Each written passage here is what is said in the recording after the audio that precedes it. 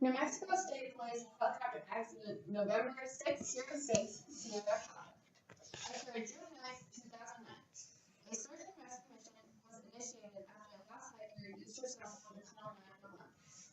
The hiker was separated from her boyfriend and was lost in the East Wilderness area about 20 miles northeast of Santa Fe. It was feeling very cold. There were no roads into the search area, and ground search and rescue teams would have to hike in, which would only further delay the rescue. So the district sergeant called the accident pilot to initiate an aerial search for the lost hiker. The pilot originally declined the mission due to strong winds.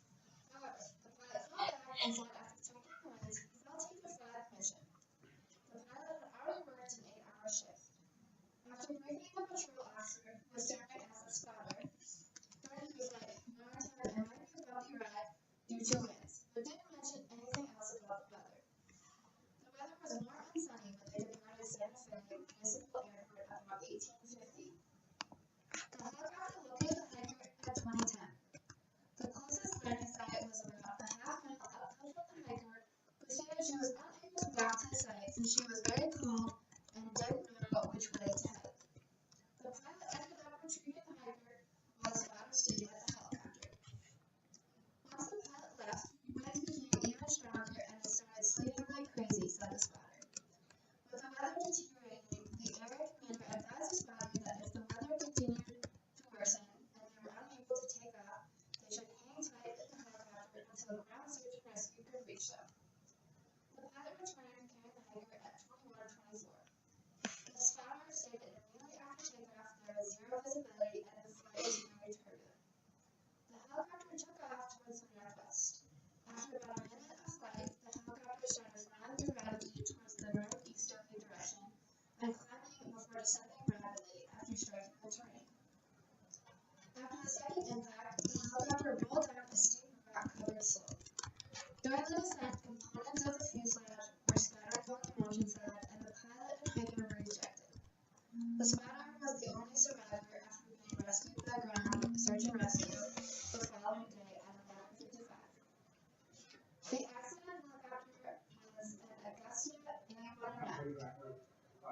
The A109 was manufactured in 2003 and delivered to New Mexico Department of Public Safety. The Augusta is a twin-engine, single-main rotor helicopter with retractable tricycle landing gear. The helicopter has a 4-blade main rotor system and a 2-blade tail rotor system.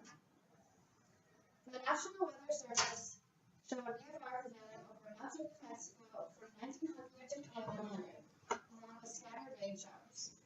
The aerial forecast reflected the region when the helicopter departed Santa Fe predicted clouds 14,000 feet, later to 22,000 feet, widely scattered light rain showers and isolated thunderstorms, with winds gusting up to 25 knots until 2100. Showers and thunderstorms after 0200. Although the reports showed VFR prevailing, local witness reports stated it was dark at the time of the accident with heavy overcast and strong gusting winds.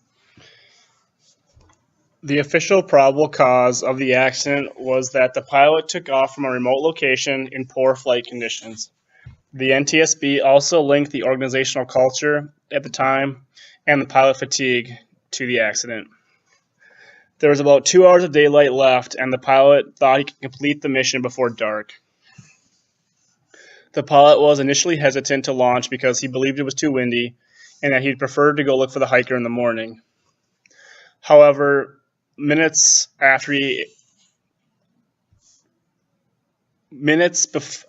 later, he accepted the mission because the lost hiker was only a 15-minute flight away. The previous chief pilot was fired over not accepting a high-risk mission that would have involved less experienced pilots. The organizational culture prioritized completion over safety, possibly influencing the pilot's decision to complete the flight. The pilot's wife told investigators that her husband normally received 8 hours of sleep per night.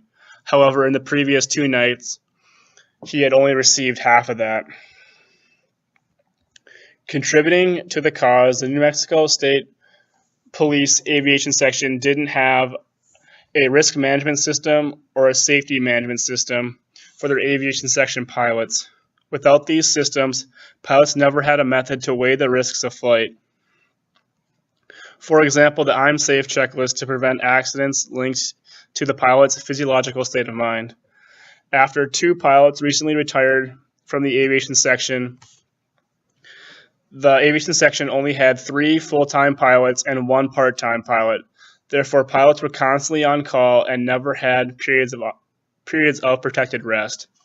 Pilots were required to work a minimum 40-hour weeks, not including time on call.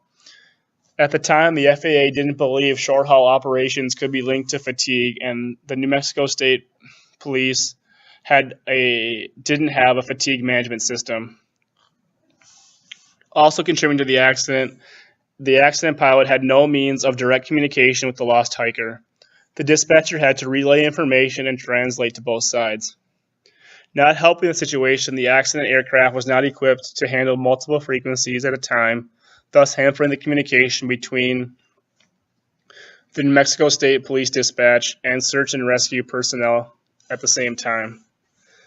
The NTSB Safety Board recommended to the New Mexico governor that the aviation section bring its policies and procedures up to industry standards, meaning the implementation of a safety management system and a risk management system, along with the equipment needed to complete each operation. They were also required to implement methods to manage pilot fatigue, saying pilots need to be guaranteed protected rest periods. The NTSB investigated their current staffing format and concluded that the protected rest periods could not be guaranteed unless they hired more pilots. After the NTSB investigation, all aircraft were updated with the new communication equipment that provided ground-to-air communication, and aircraft were also able to monitor 3 frequencies at a time instead of just 1. The NTSB also made safety recommendations to the Airborne Law Enforcement Association, stating that they need to standardize pilot rest to include mandatory protected periods of rest. They also need to advise the aviation section to train VFR pilots on how to escape inadvertent IMC conditions.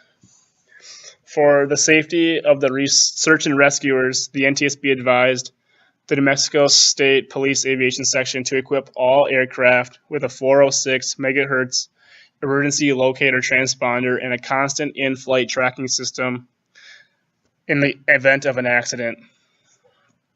The NTSB also made safety recommendations to the National Association of State Aviation Officials, stating that the aviation section needed to conduct internal reviews of the operation and in order to promote safety. These reviews were meant to eliminate the organizational belief that completeness was more important than safety.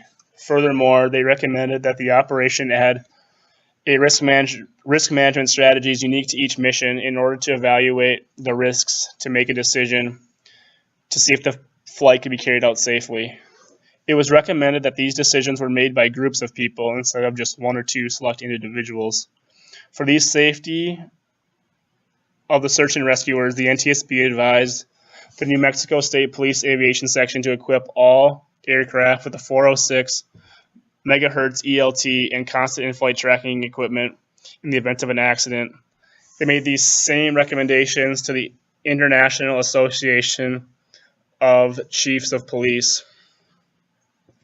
This accident is relevant because fatigue is a dramatically increasing problem in aviation. Fatigue is rarely the sole problem of an accident, but is often linked as contributing causes of accidents. According to the NALL report on general aviation, half of weather-related accidents involved pilots attempting to fly under VFR conditions in obvious instrument conditions. It is critical that the organization promotes safety over completion. Pilots often find themselves in pressure situations, such as in this case, the pilot had self-induced pressure to save the lost hiker and returned back to Santa Fe in the same time. There was a chapter who ran out of desk in the helicopter medical workers field, referred to as HEMS. Between late 2009 and late 2010, there were 22 fatalities from HEMS crashes, and nearly 340 lives have been lost due to air medical accidents. The bring this topic closer to home, Speaker Randy Maines, who has accumulated 47 years in the aviation industry and was one of the first pilots to fly the aeronautical field. Maines came to the Student Aviation Management Association Thursday to emphasize the need to incorporate a two-pilot crew and how the same accident keeps reoccurring. The helicopter flies into NMSP water and crashes. Maines and other pilots believe his accident is quickly credit as the second pilot was present, or an installation of an autopilot system was also reported.